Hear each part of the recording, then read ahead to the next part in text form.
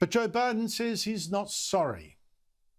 The US president looks at all this chaos is caused by suddenly pulling out US troops from Afghanistan in such a fearful hurry, lack of planning, and last night shrugged his shoulders. I stand squarely behind my decision.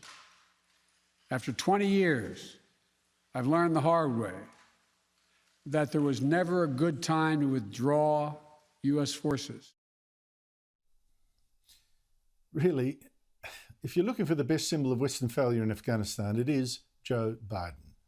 Because he's been exposed as disastrously weak and clueless and now dishonest as well, with this explanation. A month ago, Joe Biden said none of what you've seen in Afghanistan in the last couple of days would happen. The likelihood there's going to be the Taliban overrunning everything and owning the whole country is highly unlikely. But then, for most of the past week, as it did indeed happen, Biden has been in near hiding while the Taliban overran Afghanistan and destroyed American prestige, forcing the US to send helicopters to rush out its diplomats. For 6 days, Biden said nothing about Afghanistan, gave no press conferences, and stayed largely out of sight at Camp David. On Saturday, to try to show he was still, kind of on top of all this, he put out a statement insisting that it had no choice but to remove US troops. And on Sunday, his staff issued a picture of him on his own looking at TV monitors. Whoopee-doo. This is the incredible shrinking president, a fading geriatric, bewildered by a world he seems no longer to understand. But last night, Biden did finally appear on TV to give this dishonest defense of the disaster that is unleashed by pulling out all his soldiers so fast, with such little obvious preparation, with no guarantees from the Taliban. It is wrong to order American troops to step up when Afghanistan's own armed forces would not.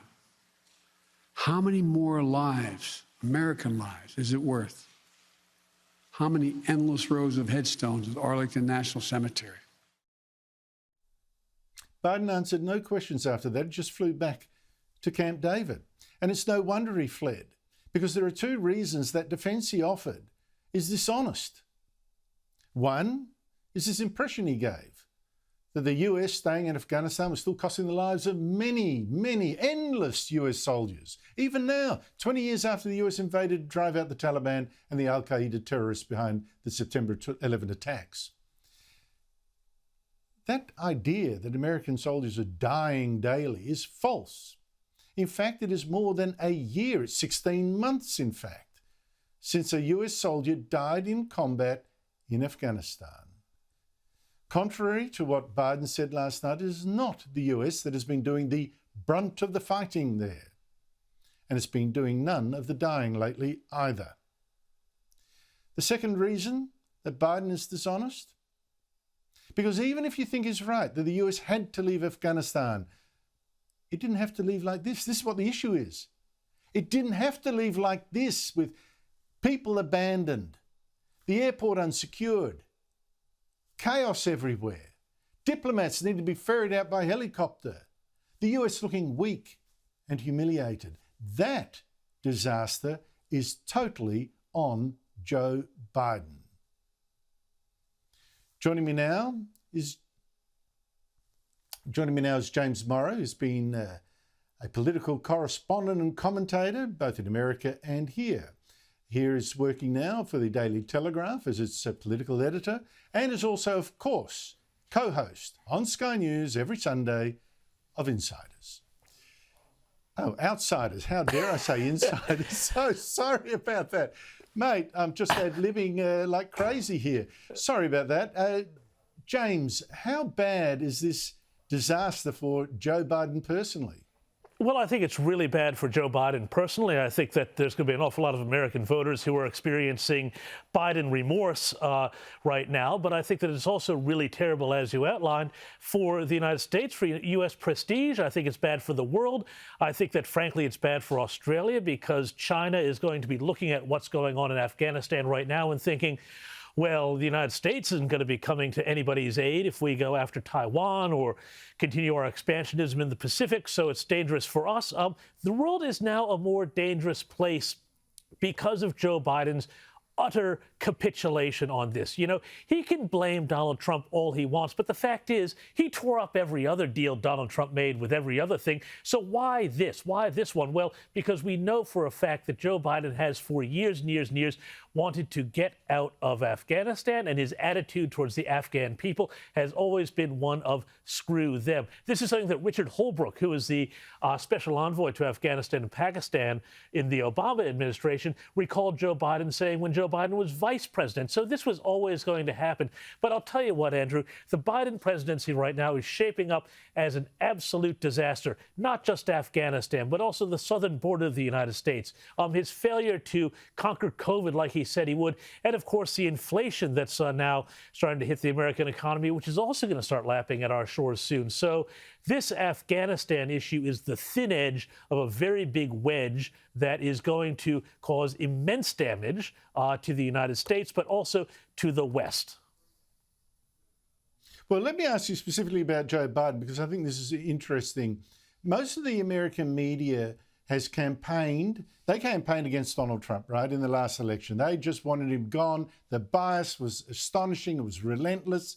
And since the election, they've been protecting Joe Biden as president, ignoring, for instance, signs of his mental decline, trying to paper over the fact that the southern border has got so many illegal immigrants crossing it now, so many more children unaccompanied now in detention. Has that support now finally cracked over this? Look, we're starting to see some signs that the American media is now actually has looked at the scenes out of Afghanistan, looked at the scenes out of Kabul, and looked at what that's going to mean for people in Afghanistan and thought, this actually isn't great. Jake Tapper from CNN actually had a real indictment of Joe Biden. He said that Joe Biden was basically forced to come out and give that paltry address, and then, you know, pointed out quite forensically on CNN that Joe Biden had every step of the way gone and blamed other people for this debacle, which was his own making. Now, you know, I have said many times that our presence and the West's presence in Afghanistan was going to have to come to an end at some point, but the way you would do it is absolutely not in this chaotic fashion, where you just simply pulled stumps and ran and left the whole thing to collapse. You know, intelligence services in the U.S., and I use that phrase very guardedly and put it in quotes, said, oh, it could take 90 days for it to fall over, and it took 90 minutes. Look, the American intelligence, the American military, Joe Biden, they all look so stupid. It's so bad in this. I'm just wondering then how Americans cope with this. I mean, you go to any game there, you know, a basketball game or something, or the NBA, you know, they salute the military, they run up the flag and all this. Now they see total humiliation for America. When Americans like their country to be a winner, how is this going to affect the psyche? Well, I think, Andrew, it's going to be very much, you know, like it was post-Vietnam. And I think that it is a terrible, terrible blow to everybody who lost a family member fighting in Afghanistan, as in Australia as well, or to servicemen who gave, you know, their time and often, you know, their health, limbs even, to this cause in Afghanistan. To see it all torn up and shredded so quickly by Joe Biden just in a fit of pique like this, it's tremendously insulting. Now, Joe Biden's got, and the Democrats have got next year, they've got midterm elections. I think that the Democrats are looking at a devastating rout come 2022 in November. If, you know, this means anything, if the border means anything, if the economy means anything, this is very bad news for the Democrats. And I think the Democrats themselves realize that, you know, oh, it was great, we got rid of Donald Trump, but now they've got Joe Biden to deal with, and they're not going to be able to blame everything on the orange bad man anymore. No, I saw Donald Trump putting out a press statement gloating that, yes, he wanted to get out of Afghanistan, but not like this, and that is on Joe Biden. I think this is going to be hung around his neck like a stinking carcass. Look, I just think it's just such a shock, and it hurts our national interests as well. James Morrow, thank you so much for your time. Thanks, Andrew.